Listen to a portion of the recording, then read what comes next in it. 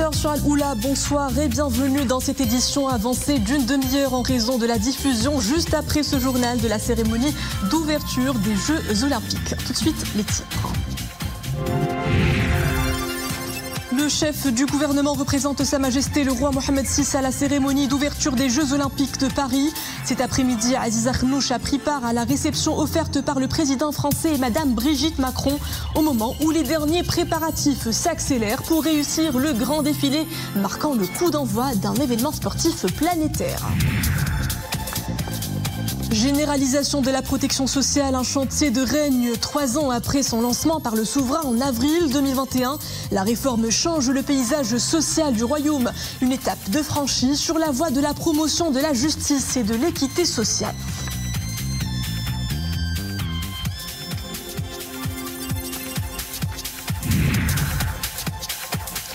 Puis vous aurez rendez-vous avec la traditionnelle escale culturelle du vendredi. À l'honneur ce soir, Malak Khalfaoui, une jeune poétesse discrète et passionnée. Son amour pour les mots remonte à ses plus jeunes années. Amoureuse des lettres, la jeune autrice se confie sur la vie, l'amour et la mort. Elle nous livre ce soir des fragments de son propre vécu. Nous ferons sa rencontre dans quelques instants. Bonsoir. Les yeux du monde entier seront rivés ce soir sur Paris. La capitale française accueille dans quelques instants la cérémonie d'ouverture olympique avec la participation de chefs d'État et de gouvernement, d'athlètes et de dirigeants d'organisations internationales.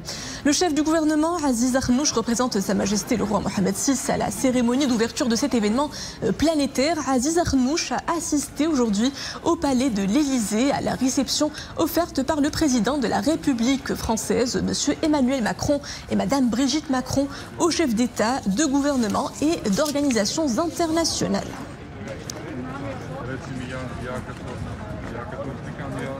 Toujours dans le cadre de l'ouverture des Jeux Olympiques de Paris 2024, Aziz Akhnouch s'est également réuni hier autour d'un sommet pour le sport et le développement durable.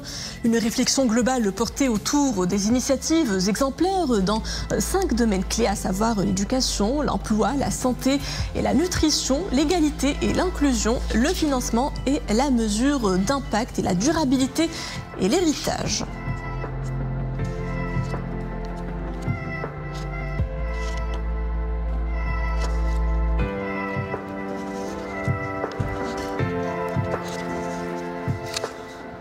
C'est donc bientôt la fin du compte à rebours pour les Jeux Olympiques de 2024. Cette grand-messe sportive mondiale débute officiellement ce soir. La cérémonie d'ouverture promet plus de 3 heures de spectacle. Un show sous forme de parade nautique sur la scène. Quelques 320 000 spectateurs sont attendus à cette première cérémonie d'ouverture de Jeux Olympiques jamais organisée hors d'un stade. Un défi titanesque pour la France embarque dans les coulisses des derniers préparatifs.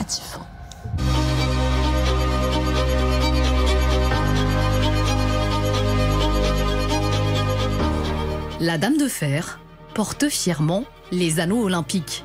Mais ce soir, la Tour Eiffel se verra voler la vedette par le spectacle d'ouverture des JO. Paris peaufine ses derniers préparatifs avant le grand show. Pour cela, 1000 caméras vont faire entrer de nouvelles images dans l'histoire. À la manœuvre, en coulisses, les employés d'OBS, l'organisme de captation olympique créé par le CIO. Dernier préparatif en bord de scène pour une cérémonie d'ouverture entièrement sur l'eau, avec une grande première, des caméras embarquées sur des bateaux.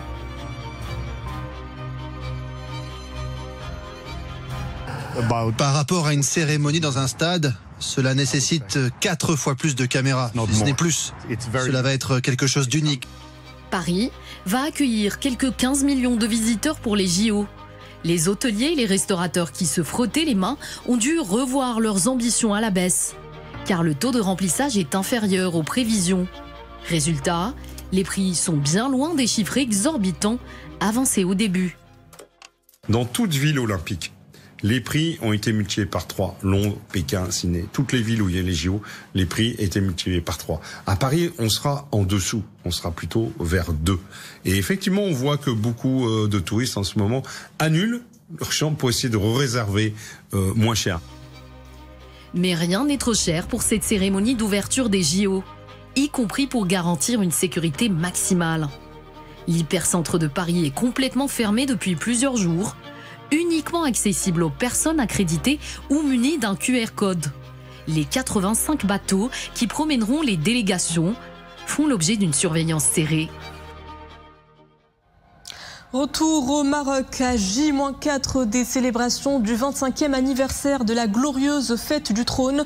L'occasion une fois de plus de passer en revue l'œuvre de développement que connaît notre pays au fil des 2 dernières décennies. Sur le plan social, l'un des grands chantiers novateurs menés sous le leadership du souverain, la généralisation de la protection sociale à tous les citoyens. Ce projet colossal lancé en avril 2021 se donne pour mission de garantir une meilleure justice sociale. Sophia Fegrod nous en retrace les grandes lignes. Le droit aux soins de santé, le droit à la protection sociale, bref, le droit à une vie digne. Voilà pour le principe de cet État social résilient et fédérateur. Sur la pratique, la meilleure illustration, c'est la gestion de la crise du Covid-19. Souvenez-vous, ce 9 octobre 2020, Sa Majesté le Roi avait alors lancé un chantier phare, une révolution sociale inédite, la généralisation de la protection sociale. Une vision royale soucieuse de la dignité du citoyen. Première étape, la généralisation de la couverture médicale. Nous avons appelé à la généralisation de la couverture sociale au profit de tous les Marocains. Ce projet national majeur, d'une nature inédite, se décline en 4 axes clés. Premièrement, étendre d'ici la fin 2022 ou plus tard la couverture médicale obligatoire, de sorte que 22 millions de bénéficiaires additionnels accèdent à l'assurance maladie de base qui couvre les frais de soins, de médicaments, d'hospitalisation et de traitement. Offrir des soins de santé à tous les citoyens, au même pied d'égalité. Le projet est ambitieux, mais il prend forme très rapidement, car le Maroc s'en donne les moyens. Parmi les premiers bénéficiaires, l'Ardefa, cette veuve de 46 ans, était inscrite au programme Ramed et se fait traiter depuis plusieurs années pour un dérèglement de la thyroïde. À présent, elle a migré à l'Amotsadamon.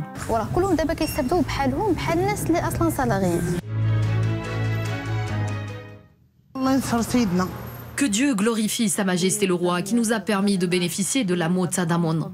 Les choses ont changé. Maintenant, je me fais rembourser pour les médicaments que j'achète. Avant, il ne me restait plus rien après les visites médicales. Aujourd'hui, tout va bien.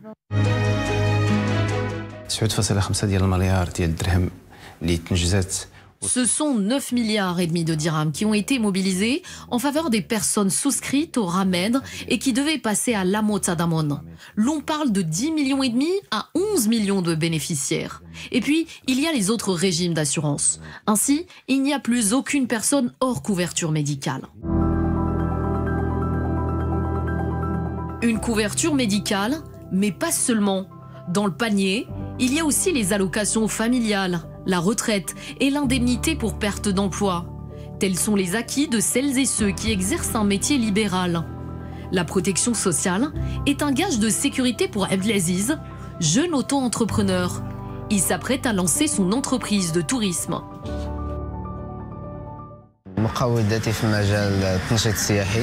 J'ai commencé à travailler sur mon projet en 2017, sans aucune protection sociale. Nous n'avions aucune indemnité, ni pour les visites médicales, ni pour les médicaments. Avec le chantier royal, je perçois à présent des indemnités, notamment pour les soins de santé. Et je suis couvert ainsi que les membres de ma famille. J'ai également une retraite et je peux travailler tranquillement et penser à développer mes activités.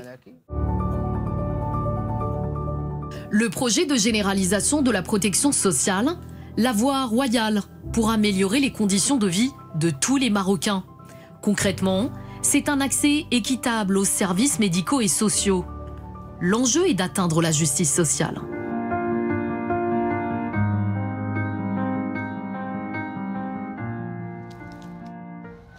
Place à présent à notre escale culturelle de ce vendredi. Et ce soir, c'est une jeune autrice de talent que nous vous présentons. Elle n'a que 22 ans et signe déjà des dédicaces. Malak Khelfaoui, c'est son nom. La poétesse compte à son actif 2 recueils, des textes forts et profonds qui recèlent tant d'interrogations sur l'humain.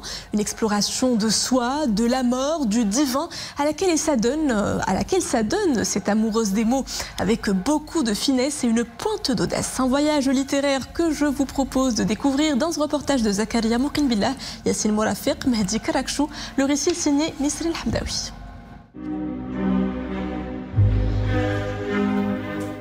L'écriture, un sacerdoce pour Malak Khelfaoui, 22 ans.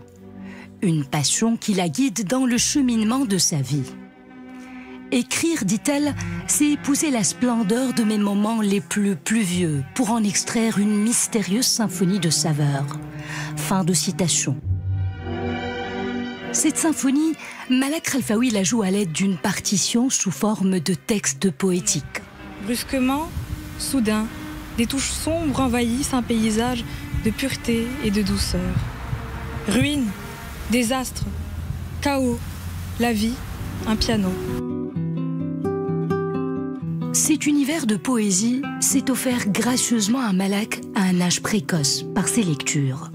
Des poèmes de Rimbaud ou encore de Baudelaire. J'unis un cœur de neige à la blancheur des cygnes. Je hais le mouvement qui déplace les lignes, et jamais je ne pleure, et jamais je ne ris. J'ai embrassé l'aube d'été. Rien ne bougeait encore au front des palais. L'eau était morte.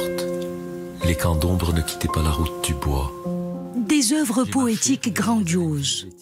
Tout ce qu'il fallait à Malak pour que son talent éclore et donne corps à 2 recueils. Le premier, Dionysie mélancolique, et le second, L'alchimie des cœurs. Ce dernier explore les profondeurs de l'être, une poésie de l'existence, gorgée d'espoir. On sent maladie, etc. Mais on n'a pas de réponse. Finalement, je me rends compte que je sais manier la plume, donc je décide de l'exploiter pour découvrir beaucoup plus pour m'aventurer plutôt dans des thématiques assez lourdes, on va dire la mort, l'amour, le renouveau. Donc des thématiques dont on parle finalement lorsqu'on a une certaine expérience avec la vie.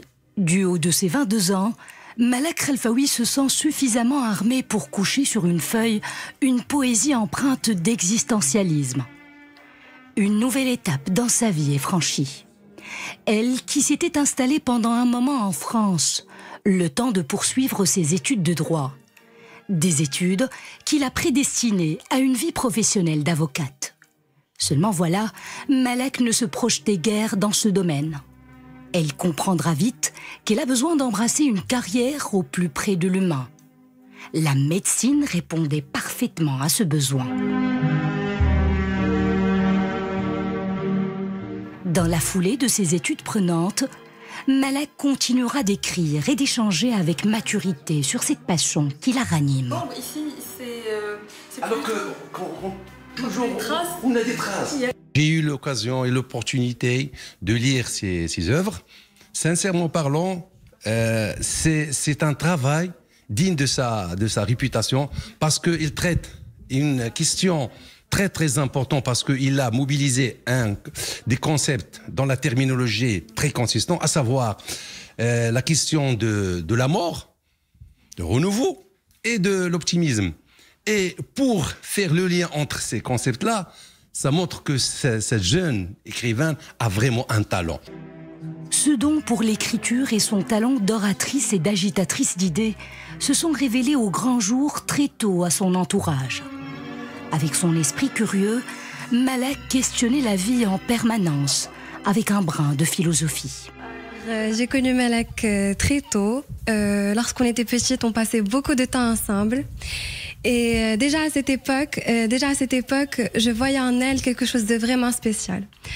La vérité, j'ai remarqué qu'elle était un peu différente des enfants de notre âge. Elle était toujours plongée dans ses réflexions. Elle Elle faisait preuve d'une imagination débordante. Elle nous parlait sans cesse de ses livres préférés, de ses passions littéraires. Portée par cette même énergie, Malak trace aujourd'hui son sillon lentement, mais sûrement. Elle a encore tant de choses à nous raconter sur la vie, avec l'élégance d'une poétesse qui a l'art d'explorer différents genres littéraires. La jeune magicienne des mots est en train de finaliser son premier roman qu'elle espère publier vers la fin de cette année. Malak Khelfaoui, poétesse, bonsoir. Merci d'avoir accepté d'être avec nous ce soir. Bonsoir, je vous remercie pour votre invitation. C'est un vrai honneur d'être à vos côtés ce soir. Merci à vous. Alors, nous allons commencer peut-être par l'idée de chute du portrait que l'on vient de suivre. Pour parler en l'occurrence de votre tout nouvel ouvrage, il s'agit d'un roman, un registre dans lequel vous basculez après avoir aiguisé votre plume en poésie. Pourquoi le passage vers la narration? Qu'est-ce que ça apporterait à une jeune poétesse comme vous?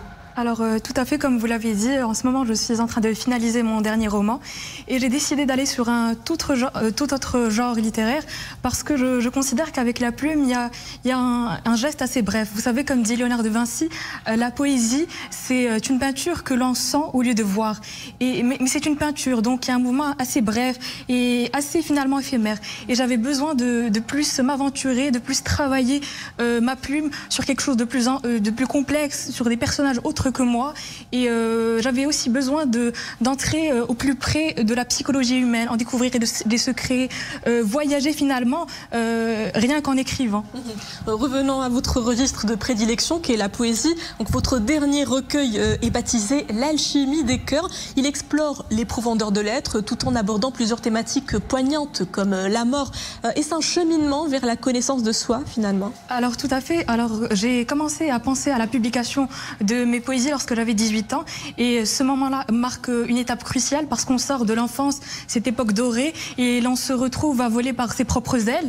Et il y a cette question qui s'est très tôt posée à moi. Il s'agit de pourquoi vivre, pourquoi tout donner à la vie si un jour tout nous sera ôté à cause ou grâce à la mort finalement. Et donc je me suis aventurée dans l'absurde de Camus pour au départ découvrir que Camus ne m'apportait pas la réponse à laquelle je cherchais. En effet, il est dans l'absurde. Donc son équation, si je devais écrire cette équation sous une forme mathématique, ce serait l'homme qui cherche un sens à sa vie, mais la nature qui est muette. Et donc il faut se soumettre à l'absurdité de la vie. Mais moi, je ne voulais absolument pas me résigner. C'est pour ça que je suis allée chercher du côté de l'existentialisme de Sartre. Et il y a cette phrase de Sartre que j'aime bien, qui dit que l'essentiel, ce n'est pas ce qu'on a fait de l'homme, mais ce qu'il décide de faire de lui-même. Et donc il y a cette philosophie de l'action pour donner un sens à sa vie. Et d'ailleurs, j'ai creusé un peu plus loin que la France, qu'on connaît assez bien, voire très bien, pour aller du côté de la Chine. Et je suis éperdument amoureuse des écrits du prix Nobel de littérature. C'est un écrivain chinois et français. Il s'agit de Gao Xingyan et il a écrit La montagne de l'âme.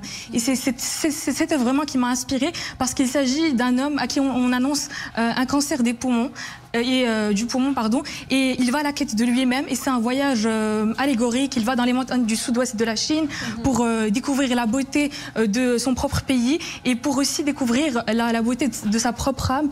Donc c'est pour ça que ça s'appelle La montagne de l'âme. Ça m'a vraiment inspirée et on en voit les traces à travers mes écrits. Et cette philosophie qui vous inspire, qui vous anime également d'autres poètes. Quelle perspective complexe peut offrir aujourd'hui la poésie dans un monde jalonné de violence, de cruauté? Alors justement, la poésie, je trouve qu'il y a un aspect très optimiste avec la poésie parce qu'il s'agit de voir la souffrance finalement comme un fruit et d'en extraire un jus qui nous servira pour nous remonter le moral, pour aller mieux. Et il y a cette vision que j'ai de la philosophie, elle sublime la vie, elle rend la souffrance plus agréable peut-être à vivre. Et il y a aussi ce portrait assez peut-être artistique, tirer la beauté de la souffrance que j'ai cultivé à travers la peinture principalement. Et je suis une fan aguerrie de Frida Kahlo. Donc, parce que finalement, elle a été transpercée par une barre. C'est une barre de bus qui va transpercer son abdomen. Et la voir comme ça en train de performer, d'écrire, de peindre alors qu'elle est alitée, ça m'inspire et ça me donne envie de finalement extraire la laideur du monde pour en proposer quelque chose de beau et qui inspire à continuer ce combat vers l'illumination spirituelle et intellectuelle. Malak Khelfaoui, je vous remercie d'avoir été parmi nous ce soir. Merci beaucoup. Et voilà, c'est la fin de cette édition. Merci à vous de l'avoir suivi. Tout de suite, retrouvez la cérémonie d'ouverture des Jeux Olympiques de Paris. Excellente suite des programmes à tous sur Aloula.